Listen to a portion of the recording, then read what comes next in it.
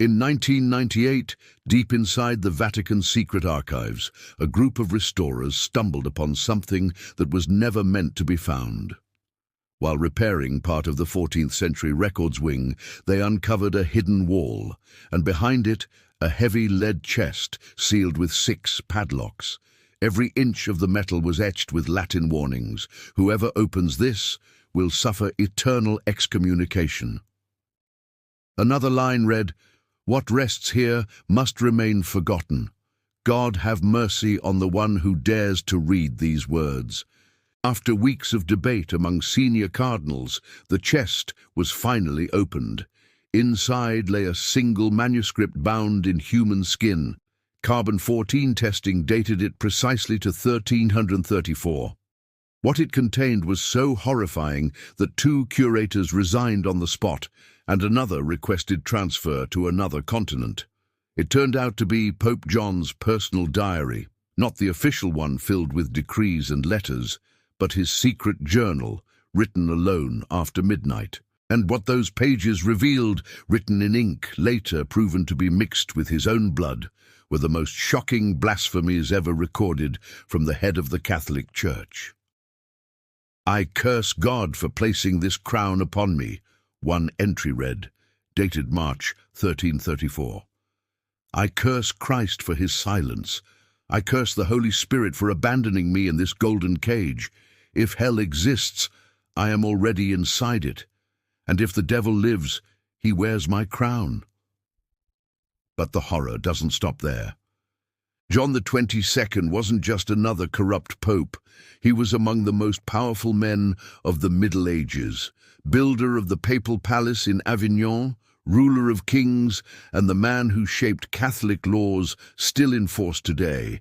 Yet, for 18 years, every midnight, he supposedly descended into a sealed chamber beneath his private chapel to curse the very God he represented. After his death, the Vatican erased almost every trace of his existence. History books barely mention him, and none explain why. But now, with the rediscovery of that forbidden diary and once classified Vatican papers, the truth finally resurfaced, and it's far darker than anyone expected. Jacques Duez was born in 1244 in Corsica to a modest merchant family. He wasn't noble or wealthy, just exceptionally brilliant. He studied medicine and canon law in Paris and Montpellier, soon becoming one of the most respected theologians of his age. By 40, he was a bishop, by 60, a cardinal, and at 72 in 1316, he was chosen as pope. Yet there's one thing most historians never mention. Jacques never wanted the job. Letters to his brother before the election revealed his dread of power. He had seen what the papacy did to men, how it twisted their faith, turned them into tyrants who ruled in God's name while losing God entirely. "The papacy is not an honor," he wrote. "It's a punishment, and I do not wish to be condemned." Ironically, that's exactly why the cardinals chose him. They wanted someone old, compliant and easy to control, a weak placeholder who wouldn't last long. But fate betrayed them. Jacques Duez, now Pope John the 22nd, would live to be 90 and rule with iron discipline for nearly 2 decades. The first few years seemed normal. John settled in Avignon, far from Rome's political chaos. He built the grandest palace in Europe, amassed treasures rivaling kings, and issued decrees that expanded church power beyond anything before. But in his private writings, a different story began to unfold. In a 1320 entry, 4 years after his election, he confessed, "I have prayed endlessly, yet God stays silent. I have fasted nearly to death, and Christ does not answer. I am starting to believe this throne is cursed, that whoever sits upon it can no longer hear God because God has stopped speaking." That was the start of his descent. The moment faith turned to doubt, and doubt began to rot into fury. The breaking point came in 1323. The Franciscan monks claimed that Jesus and the apostles owned no possessions, that the church should live in the same poverty. But John, ruling from a palace richer than any king's, declared that idea heresy. To defend the church's wealth, he had to justify everything Christ rejected. That night he wrote, "I studied the Gospels and realized something terrible. Christ told us to give all to the poor, to store no treasure on earth, to live as beggars. Yet I live as an emperor. If Christ was right, I am the Antichrist, and if I am right, then Christ was wrong. Either way, I am damned." That was when the nightly rituals began, his unrecorded war with faith. According to letters from Cardinal Francesco Orsini, John ordered a secret chamber built beneath the papal chapel. Only he had the key. No one was allowed inside when the Pope descended at midnight. And every night, precisely at midnight, he would descend alone beneath the palace. The guards at the staircase claimed they heard shouts, Latin words hurled in anger, and the sound of objects shattering, but none dared to interrupt because it was the Pope, and popes, by definition, could not be wrong. What he performed down there was a ritual of reversal, a deliberate act of desecration. He would take the holy sacraments, bless the bread and wine as tradition required, and then crush them beneath his feet.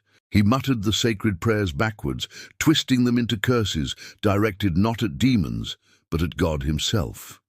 One surviving entry in his diary from 1325 reveals his growing torment. "Tonight, I begged God to appear, to give me a sign that he is real, that suffering has meaning, nothing, only silence. So I stopped praying, I began cursing, and in cursing I found more comfort than in 1,000 unanswered prayers." Things took an even darker turn in 1331, when John delivered a sermon that nearly tore the church apart. He declared that even the souls of saints do not enter heaven immediately after death. They must wait until the final judgment. This contradicted centuries of Catholic doctrine. The cardinals were horrified. Kings threatened to cut ties with Rome. The University of Paris accused the Pope of teaching heresy. But what no one realized was that this wasn't theology, it was despair. In his private writings, John confessed, "I have proclaimed that heaven does not yet exist, because I fear it never has. I've spent my life promising the faithful a paradise I've never seen, never felt, never proven.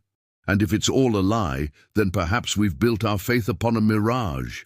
What if God is not love, but silence? What if Christ never rose, and we are worshipping the echo of our own desperation?" Those words, written by the supreme head of the church, were enough to condemn him as a heretic. Had anyone read them then, John would have been excommunicated or executed. But no one did, because each night, after writing, John hid his diary in a secret compartment behind a crucifix in his private quarters. The same crucifix which, according to servants, he always kept turned toward the wall. Soon his behavior began to unravel. He became erratic, suspicious. He accused allies of plotting against him, dismissed servants without cause, and avoided public mass, delegating it to lesser bishops. But what unsettled Rome most was his appearance. Portraits from his final years depict a hollow-faced old man with dark rings beneath his eyes and a constant look of terror. An anonymous painter in 1333 noted in his journal, "His eyes no longer catch the light. They stare into something no other soul can see." And then came the night that almost exposed everything. It was August 15th, the Feast of the Assumption. John descended as usual into the hidden chamber, but that night something went wrong. Hours passed. A secretary, alarmed by his absence, defied orders and went below. He found the Pope collapsed on the cold stone floor, surrounded by extinguished black candles and walls scrawled with strange symbols, possibly in blood. In his hand, John clutched a shattered crucifix. The secretary swore he heard him whisper, "Forgive me, Satan, I have served the wrong master." The man was silenced, paid off in gold, and threatened into silence. The chamber was cleansed, sealed, and never spoken of again. But John's diary tells what truly happened that night. I have reached the bottom of the abyss and learned the abyss is truth. God does not exist, and if he does not care. Modern psychiatrists who've studied his writings detect signs of severe depression, perhaps bipolar disorder, or even the onset of dementia. At nearly 80, his mind may have been deteriorating. Yet others offer a far more disturbing theory, that he was perfectly sane, that his blasphemies weren't madness, but the result of terrible clarity about his own role and the silence of the divine. Religious historians note that the 14th century was an age of spiritual crisis. The Black Death would soon arrive in 1347, killing a third of Europe, and for many, even God seemed to have vanished. The papal schism would split Christianity in two, and men like John the 22nd, who held supreme authority at the height of church power, were witnesses to its deep-seated hypocrisy. The Pope lived in grand palaces while preaching humility. He blessed wars while proclaiming peace. He accepted wealth in exchange for absolution, while condemning the destitute for taking bread to survive. And all of this in the name of a God who was supposedly love and justice. Was it insanity to recognize this contradiction, or insanity to ignore it entirely? In his diary, penned thoughts that feel startlingly modern. If God exists and allows children to starve while I dine on golden plates, then God is a monster.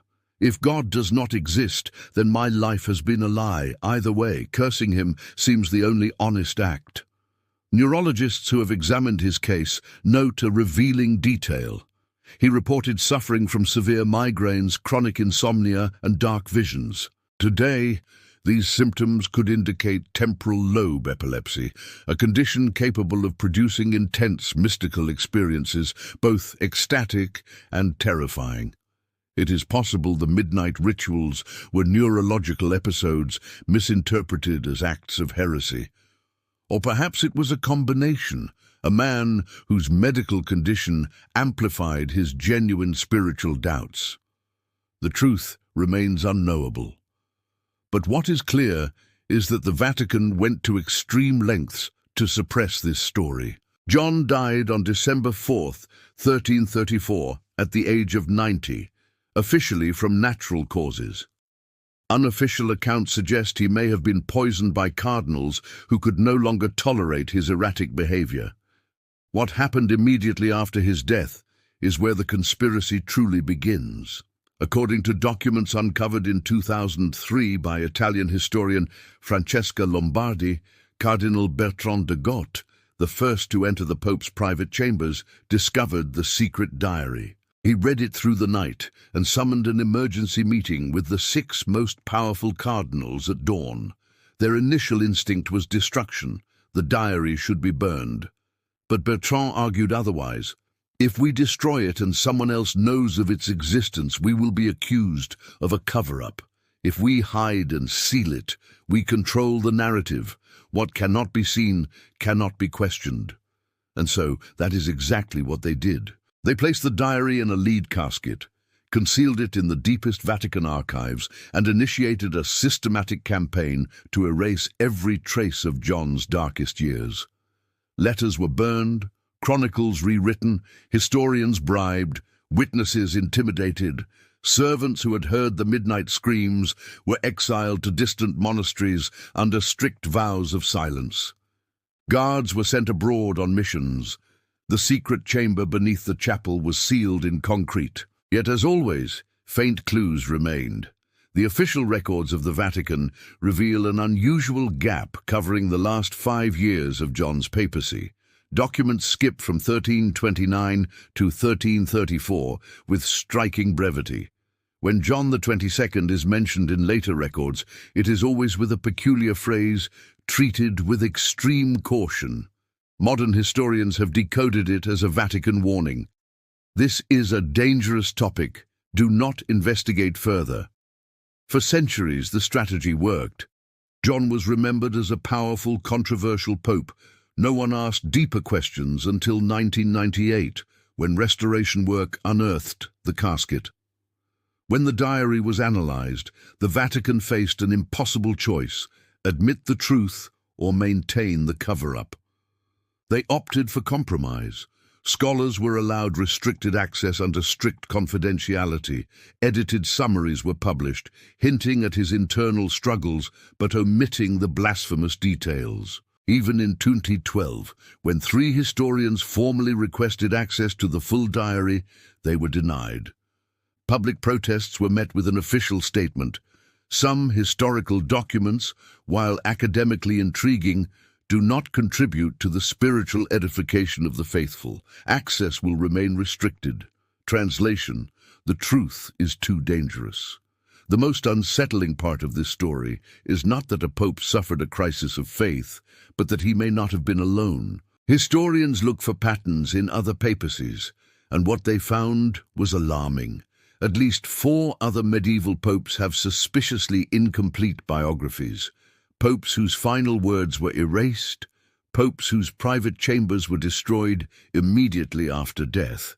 Benedict XI, who followed John XXII, ordered the destruction of his predecessor's personal affairs, officially to cleanse the palace, unofficially to eliminate evidence. Clement VI, who reigned from 1342 to 1352, vanished from the public eye for 6 months in 1347, leaving no records of his activities. When he returned, courtiers claimed he seemed like an entirely different man. And then there is the extreme case, the Pope who never existed. Vatican records show a discontinuity in the sequence of popes named John. There is a John XII, but no official John X. Historians have debated this gap for centuries.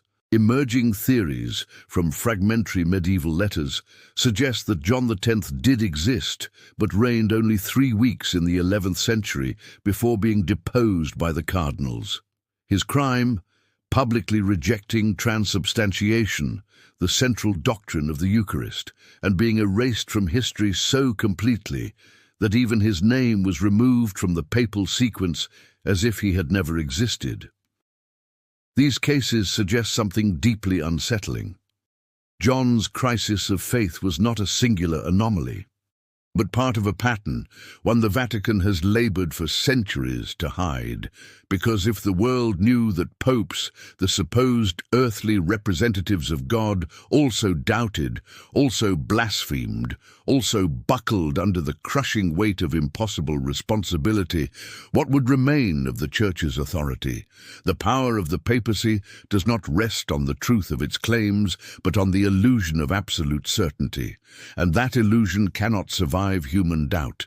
That is why John was erased, not for evil, but for honesty, and honesty at the highest levels of religious power is the most unforgivable sin. His final days were a torment. Witnesses reported he ceased eating, ceased sleeping. Nights were spent sitting upright in his bed, eyes fixed on the crucifix on the wall, whispering words that no one could understand. His personal physician, Dr. Guillaume Dugan, noted in private records, "The Holy Father no longer seems to reside in this world. He speaks with invisible presences. At times he laughs without reason. At other times he cries like a child. I have observed this in the elderly whose minds fragment. But there is something different here. It is as though His Holiness is engaged in a conversation, and that conversation terrifies him. On the night of his death he demanded solitude. The cardinals objected, but he persisted. I have lived as a fraud. At least let me die honestly." The door was closed, and according to the guard outside, a final conversation could be heard. He spoke loudly, as if answering someone. "So, you finally come after all these years of silence. Why now? Why not when I needed you? No, it is too late. I fear you no longer. I desire you no longer. Take me where you will or leave me in nothingness. It is the same, for I have discovered this. Hell is not a place one goes after death. Hell is the life lived when one pretends to believe in that which the soul knows to be a lie." And then, silence. When the door was opened, he was dead, seated upright in his bed, eyes open, staring. In his hand was a page torn from his diary, later discovered centuries after his passing. On it, in shaky script, he had written a final entry: "I have sought God all my life and found only silence. I have cursed him through the night and found only echo." Now, at the end, I wonder if God and silence are the same. If so, then all prayers were addressed to nothing, and at least nothing never deceives. His funeral was the grandest of the century. Thousands attended. Edicts proclaimed him holy, wise, glorious. Yet privately, the cardinals exhaled in relief, believing the secret had died with him, or so they thought. John the 22nd's story confronts us with an uncomfortable question. What happens when the one who should hold all answers discovers that he has none, when God's representative on earth no longer hears God? He was not a monster. He was a man trapped in an impossible role, a role demanding absolute certainty in a world full of doubt, demanding moral perfection from inherently imperfect beings. Psychologists who study spiritual burnout recognize a pattern among high-level religious leaders. A crisis of faith is almost inevitable when the weight of responsibility surpasses human capacity. And when it occurs, the institution has two choices: support the leader's humanity or destroy him to protect the illusion of infallibility. The Vatican chose the latter, establishing a dangerous precedent. Truth must be sacrificed to preserve faith. Yet paradoxically, in erasing doubt, the Vatican revealed the true basis of its power, not truth, but control over the narrative. And that, ironically, validates John the 22nd's suspicion. Centuries after his death, his forbidden diary whispers from the shadows. It reminds us that even the most powerful men of faith are terrified, that even popes can weep in darkness, and that the difference between saint and heretic often comes down to who controls the records. The ultimate question is not whether John the 22nd was a heretic. The question is, why were they so terrified of the truth being known? If this story made you question the official narratives of power and faith, subscribe to uncover more secrets the institutions strive to keep buried. And in the comments, tell us, was John a heretic or the most honest man ever to sit on the throne of St. Peter?